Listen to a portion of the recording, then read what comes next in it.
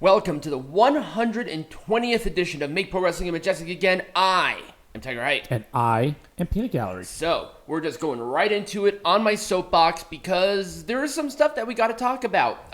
The deal with TKO did not happen until I think like Wednesday or Thursday. So this Raw was the final Raw with like underneath McMahon control. Yep. Ever. Yep. So, Raw had 1.353 million next to 1.704 with a 0.4 demo next to a 0.52. And if I'm not mistaken, this was the Bills and the Jets game. Yep. Basically right next to each other. Obviously, people are going to watch the rivalry match, matchup between the two. This is kind of where we're going to be for the next couple of weeks because football is in full swing. Yep.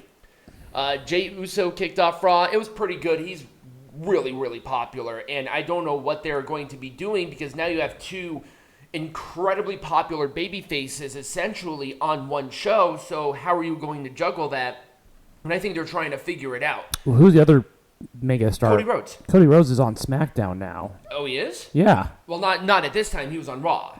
But he's moving over to SmackDown. It hasn't been... It hasn't been done yet, but that's essentially what they're doing. They're trading Cody Rhodes and Jey Uso. Okay. Well, I assumed as much, but as of right now, like, we're talking in the context of this show. Yeah. And of this show, you have two mega baby faces. Well, technically three if you want to consider Seth Rollins. I think Seth Rollins is he's a heel for all intents and purposes. He's like an anti-hero. Right.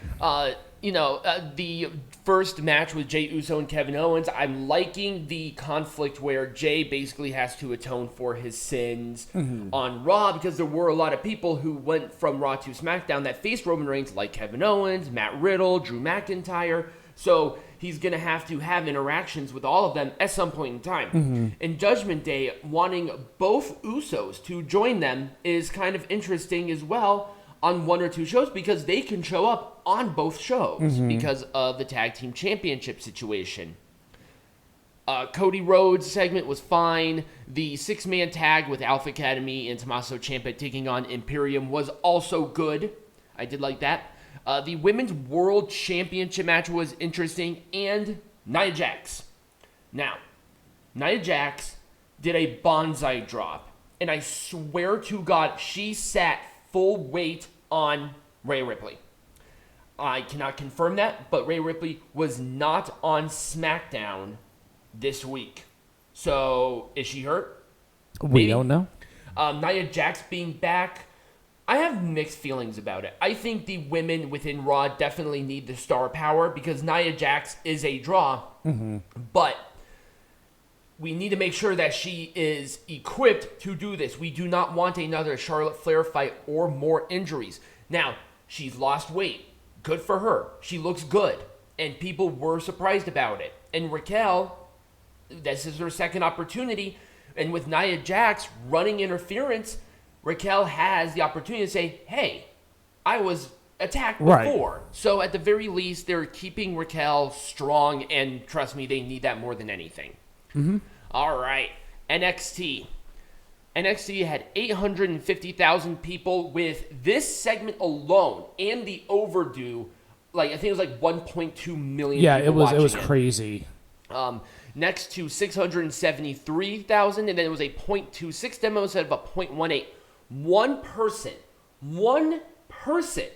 was almost able to get over Dynamite. Yeah, a roster full of people, and this one person almost took it over. Isn't that the most insane thing? I mean, 673 ain't bad. Like, that's really good numbers. But 800,000 plus is fantastic numbers. Oh, absolutely. And the match itself with Tiffany Stratton was great. This was a very good main event. Becky was definitely leading the charge, but Tiffany really showed what she can do as a competitor. She's only 24. I want to keep that everybody in mind of how good she is right now at 20 goddamn 4. Right. So that's insanity. The Global Heritage Invitational continues to be a highlight. The Creed brothers had a match with Idris Nofe and Malik Blade. It was fine.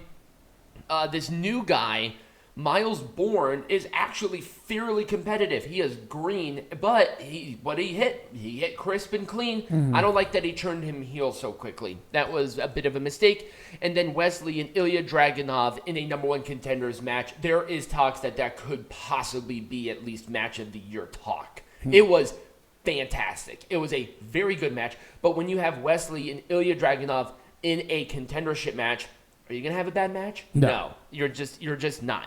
And I feel like even with Becky not being there, this show would have been better with the numbers. It would have probably maybe even surpassed 700. But Becky really put that over. And I think she will really help out the roster quite a bit as it relates to their training, you know? So I am overall happy with this decision. Tiffany Stratton was not buried. She's going to go back for the title. Probably a No Mercy, so everybody needs to calm down. And speak of the devil, Dynamite. Woo, and this was bad. 888,000 next to 887,000. It was a .31 demo, same as last week. Nothing changed.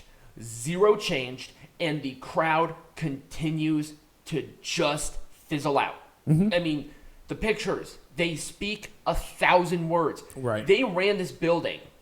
I think the current setup that this night was, I think, like 3,000 people. Mm-hmm. The capacity is like 12,000, and they ran this exact building last year, and they had a 6,000 capacity. Right. People, wake up, get reality in check, because they couldn't even sell it out. The hard camera tickets were available. They were available. There were people sitting over there. If they were not available, people wouldn't be able to sit over there. Right? Jesus Christ. And despite, like, Roderick Strong and Samoa Joe had a fun main event, but that was the lowest drawing segment of the entire show. I think there were like 650,000 people that watched it. And that's for the number one contendership for the AEW World Champion. Right. And that's when people just fucking fell off a cliff. That's ridiculous. The women's number one contender match was good, and the right person won with Toni Storm. I'm digging her character. I'm really liking what she's doing. Les Sex Gods are having a match at Grand Slam. Not that anybody could possibly care. They're like, oh, it's Grand Slam. It's in Arthur Ashe. You really think they're going to do better? Like, come on. I mean, Arthur Ashe is a stadium, but it's probably cut in half. For capacity reasons, and they're still probably not going to sell out. I'll have to look at numbers later.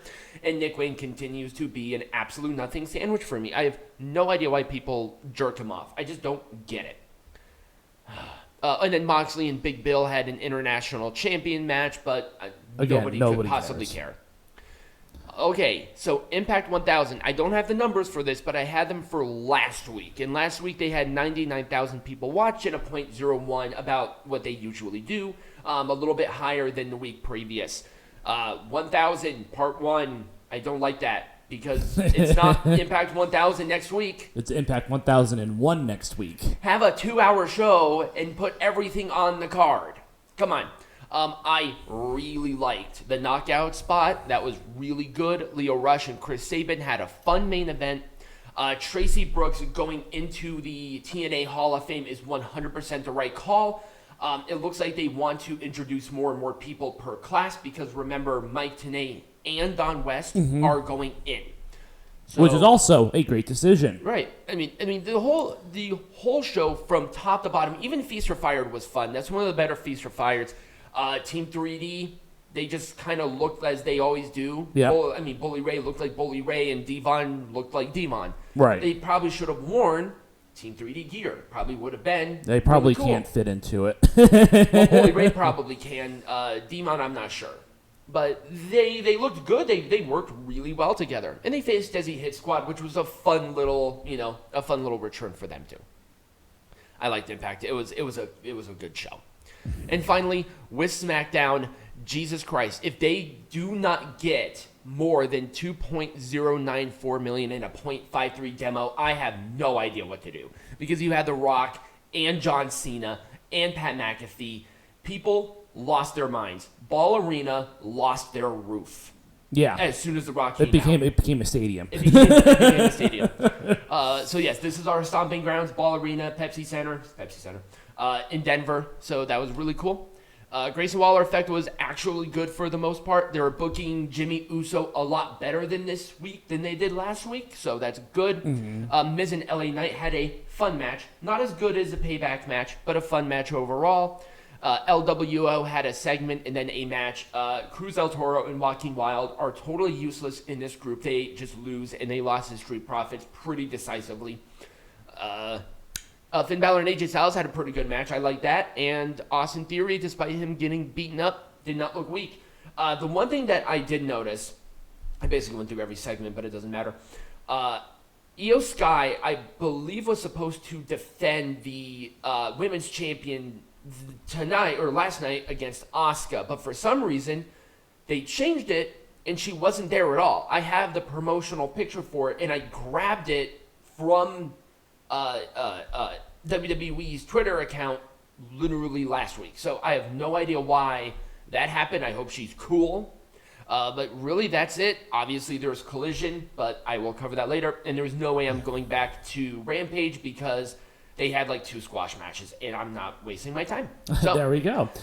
So when we come back, Peanut Gallery, what are we talking about? We're talking about the merger, baby. All right.